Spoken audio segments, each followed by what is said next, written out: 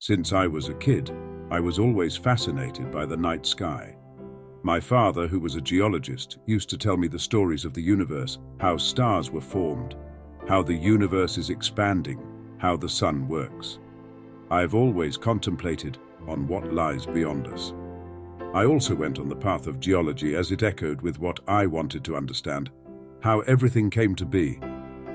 Growing up, I started seeing the incredible images from deep space, especially from the Hubble telescope. The pillars of creation sparked the interest in deep sky objects, and I always wondered if I could look through a telescope and take some photographs of my own. Then a few years back, I discovered the astrophotography community online. Thousands and thousands of images taken by amateurs using telescopes. I said to myself, I have to try it. After a lot of research, I understood that it is better to start small and then upgrade as you go. I had some doubts on my capabilities on what can become a very expensive hobby and did not want to overspend too much as a beginner.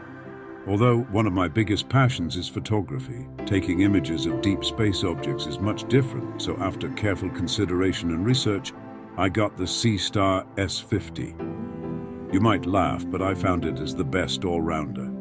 Yes, you might not be able to see the great spot on Jupiter, nor the rings of Saturn, but for deep space, I found it more than capable. So let's take a closer look at this stunning piece of kit.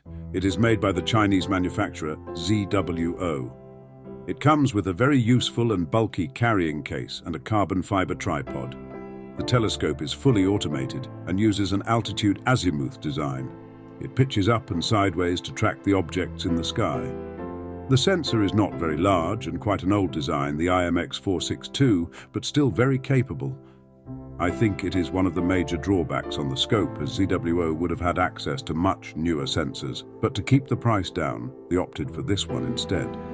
As for optics, the SeeStar S50 is a 50mm apochromatic triplet refractor design with a focal length of 250mm and focal ratio of f5. Here is where the cost cutting becomes more obvious. The optics are similar to much more expensive standalone telescopes, but because of the small sensor size, the images you get are cropped in. To counter this, ZWO released a software update with a mosaic mode last month.